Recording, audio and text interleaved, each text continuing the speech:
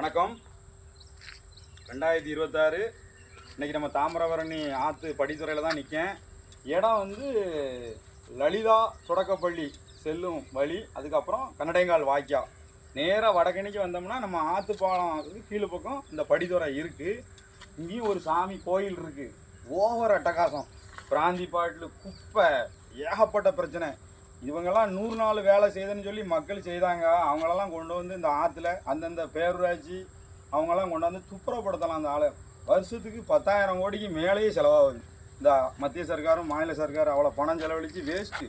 இந்த படித்துறையெல்லாம் புதுப்பிக்காமல் அவ்வளவும் கல்லெல்லாம் உடஞ்சி வம்பாக போய் நாசக்காடாக போய் இருக்குது. இந்த படிக்கல்லாம் செய்யவே முடியாது. இப்போ இதை புதுப்பிச்சாலே போதும். இன்னும் 5,000 10,000 வருஷம் இருக்கக்கூடிய இடம் இந்த படித்துறை, கல் படித்துறை.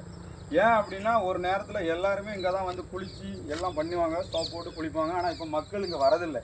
வீட்டிலே குளியலார எல்லாம் இருக்கிறதுனால இதை வம்பாக்கிட்டாங்க. ஆனால் இதை வந்து அரசாங்கமும் அந்தந்த நகராட்சி பேரூராட்சி இதுக்குள்ளே நீர் வளத்தில் உள்ளவங்க வந்து இதை பராமரித்து வைக்க தான் செய்யணும். நமக்கு வச்சாதான் காலப்போக்கில் இது இருக்கணும். கல்வெட்டு, படித்துறை, கோயில், பக்கத்தில் சுடுகாடு எல்லாமே இருக்கணும்.